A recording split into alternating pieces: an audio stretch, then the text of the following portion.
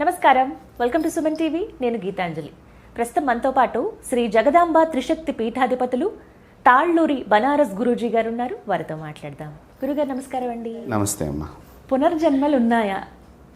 ఎందుకంటే గురుగారు, ఇది చాలా మంది కొట్టి పారేస్తారు, ఇంకొంతమంది చాలా గట్టిగా నమ్ముతారు ఖచ్చితంగా ఉన్నాయి అని. ఇలాంటి వాళ్ళు అంటే పెద్దవాళ్ళు చెప్పినప్పుడు విన్నాను నేను, ఖచ్చితంగా ఉంటాయి, అవి ఎందుకు ఉండవు, నిరూపితమైంది కదా అని. కొన్ని వీడియోస్ చూస్తే భలే ఆశ్చర్యం అనిపిస్తుంది. అంతదాకా ఎందుకు మన ఇళ్లల్లోనే మన ఇంట్లో చనిపోయిన వ్యక్తి, ఉదాహరణ మా తాతగారు చనిపోతే నా కడుపున మళ్ళీ మా తాతగారే పుట్టారని ఇలా చాలామంది చెప్తూ ఉంటారు. మా నాన్నగారే మళ్ళీ పుట్టారు, మా అక్కే మళ్ళీ పుట్టింది, చనిపోయిన ఆమె దూరం అవ్వలేదు, ఆ బంధం ఇంకా కొనసాగుతోంది అన్నట్టుగా మాట్లాడతారు. నిజంగా అలా ఉంటుందా అండి అసలు? పునర్జన్మ అనేది ప్రతి మనిషికి కూడా ఉంటుంది.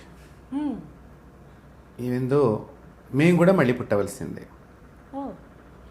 పునర్జన్మ అనేటువంటిది లేదు అనేటువంటి వాళ్ళ వాదనకి నేను ఒక చిన్న మీకు ఈ జన్మలో జరుగుతున్నటువంటి ఒక జీవి యొక్క విశేషాన్ని మీకు తెలియజేస్తాను.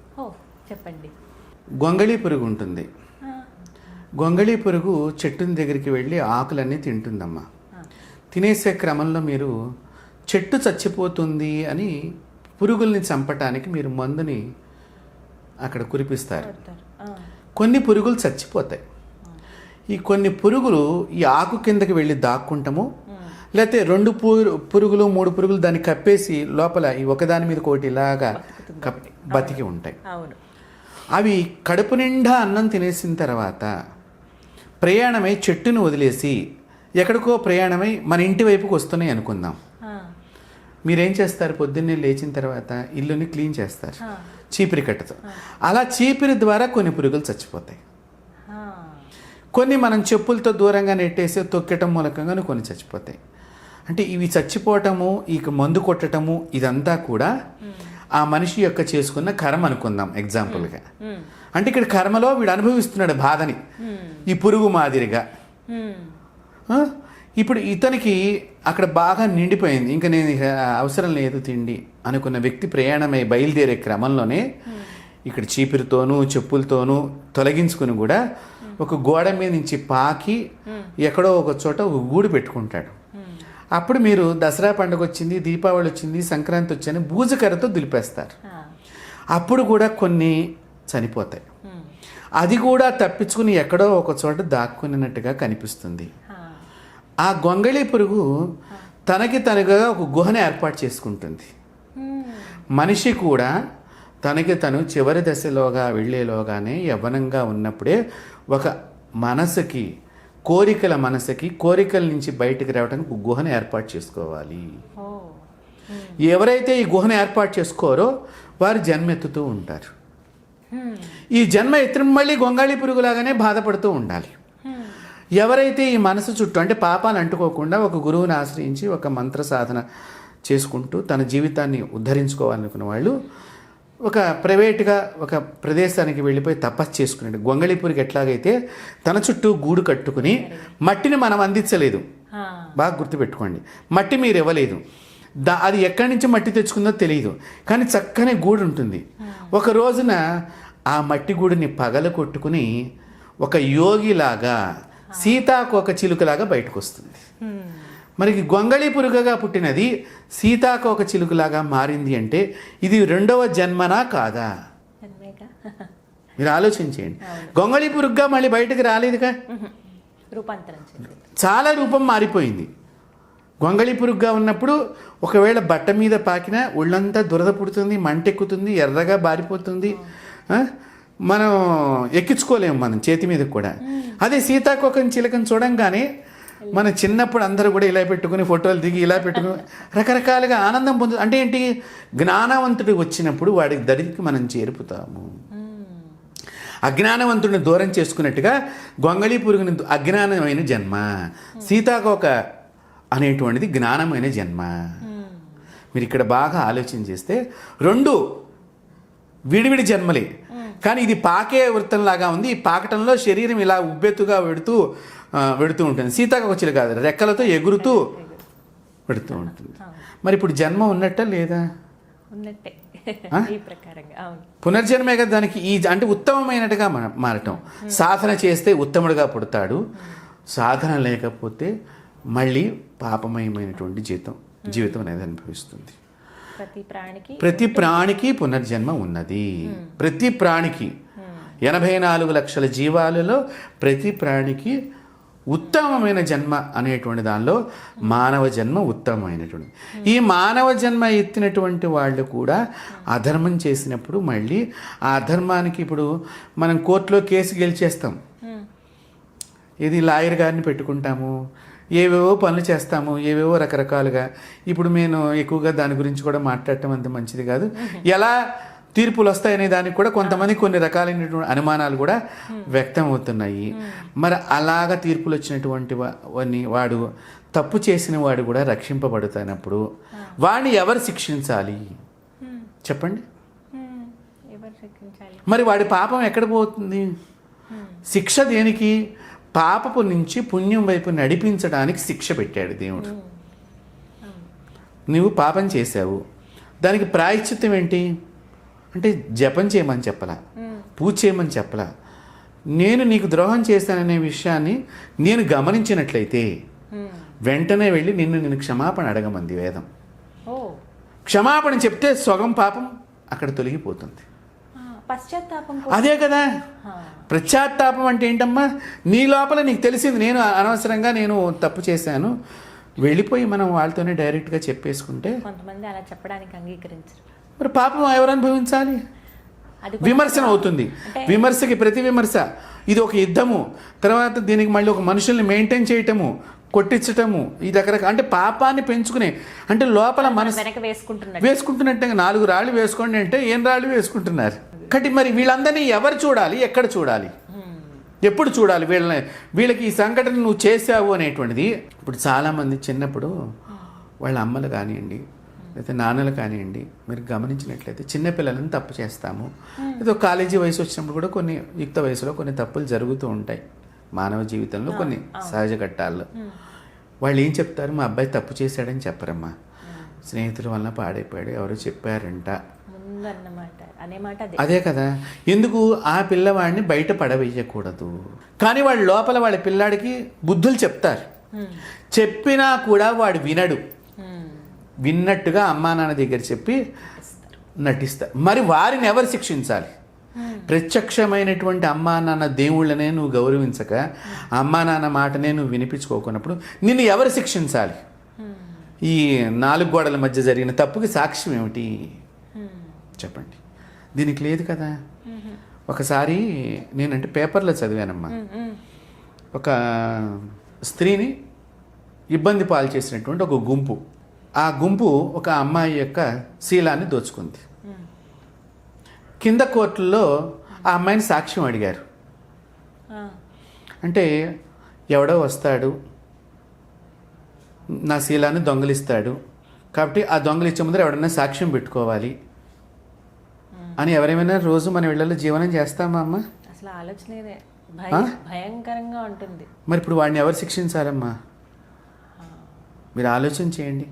స్త్రీ అంటే వేదం ఏం చెప్పిందంటే చిన్న పిల్ల దగ్గర నుంచి వృద్ధురాల దాకా ప్రపంచానికి సాక్షాత్తు శ్రీమాత అని చెప్పింది. అలాంటి స్త్రీని ఈ రోజుల్లో ఏ విధంగా ఎలాగా అనేటువంటిది నేను చెప్పక్కర్లేదు. అలాంటి ప్రమాదంలో ఒక పల్లెటూళ్ళలో జరిగినటువంటి సంఘటన, కరెంటు కూడా ఉండని ప్రాంతంలో అడవుల్లో కొండల మీద ఉంటారు మాతృమూర్తులమ్మ వాళ్ళందరూ కూడా. నిజంగా ఎంత ప్రేమిస్తారంటే వెడితే ఆతిథ్యం ఇవ్వటానికి వాళ్ళ కడుపులో ఉన్నదంతా తీసి వాళ్ళకి పెట్టాలనే ప్రేమ వాళ్ళ కళ్ళల్లో మనకు కనిపిస్తుంది. అలాంటి స్త్రీని దౌర్భాగ్యులైనటువంటి ఒక గుంపు శీలాన్ని దోచుకునే తర్వాత ఆమె కేసు పెడితే సాక్ష్యం కావాలి అంటే ఎక్కడి నుంచి తీసుకొస్తుంది సాక్ష్యం? మరి అలాంటి భగవంతుడు ఉన్నాడు అనే దానికి ఈ సాక్ష్యం. ఒకసారి ఆమె రోజు దేవతని ఆరాధన చేసుకునేటువంటి అమ్మాయి కింద కోర్టు నుంచి హైకోర్టు దాకా కొట్టేసిందట అమ్మ. అమ్మాయికి సాక్ష్యం లేదు కాబట్టి కేసు కొట్టేసింది. ఈ అమ్మాయి ఇంకా పై కోర్టుకి వెళ్ళింది. అంటే తను ప్రూవ్ చేసుకుంటానికి, అవతల వాడికి శిక్ష వేయాలని కాదు. లోకం నిందలమయం, తన అబద్ధం చేయటానికి. చెప్పట్లేదు, నిజమని. అక్కడికి వెళ్ళినప్పుడు ఈ దేవత ఆరాధన వలన అక్కడ ఆ అమ్మాయికి ఒక జడ్జి గారు కింద కోట్లన్నీ కొట్టేసిందని దగ్గర పెట్టుకుని చూశారటమ్మ. చూసారా భగవంతుడు ఎట్లా దైవం మానుష రూపేణ ఎలా వస్తారు? వస్తారంటే అక్కడికి వచ్చినప్పుడు ఆయన అడిగారట ఏమని, ఎవరైనా స్త్రీ కానీ ఎవడైనా పురుషుడు కానీ పాపిష్టి పనులు చేసేటప్పుడు దగ్గర మనుషుల్ని పెట్టుకుని మరీ సాక్ష్యాలన్నీ సృష్టించుకుని కోర్టులో కేసులు పెట్టించుకుని తీసుకుని ఇక్కడికి వచ్చి మాకు ముందర చూపించి శిక్ష వేయించుకుంటారా?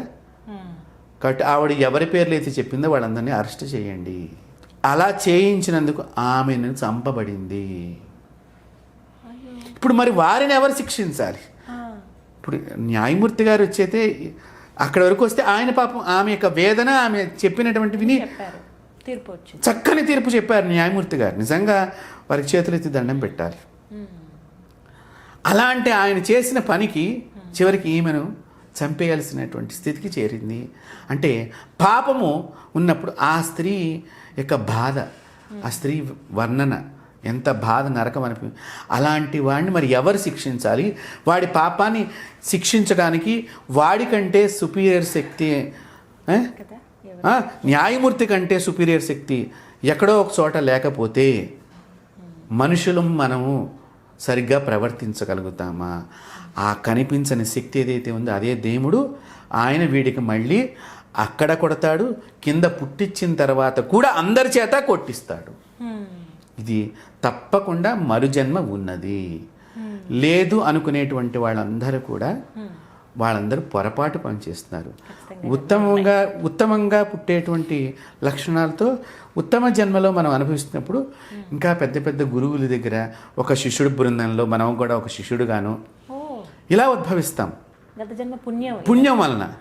తర్వాత గత జన్మ పుణ్యం వలన ఈ జన్మలో నీకు ఉత్తమమైనటువంటి కుటుంబీకుల మధ్యలో నువ్వు ఉద్భవించినట్టుగా భగవంతుడు పుట్టిస్తాడు. తద్వారా సుఖము ఆనందము లభిస్తాయి. అవును, ఒక మాట అంటూ ఉంటాం, ఏ జన్మ పుణ్యమో ఇలాంటి భర్త లభించాడు, ఎన్ని పూజలు చేయించాను ఇలా ఉన్నావు అని అనేటువంటిది. కానీ ఒక స్త్రీకే కాదమ్మా, పురుషుడు కూడా ఎంతో పుణ్యం చేసుకుంటేనే ఇల్లాలు వస్తుంది. ఒక ఇల్లాలకే కాదు భర్త, ఇతను కూడా ఎంతో పుణ్యం చేసుకుని ఉండాలి.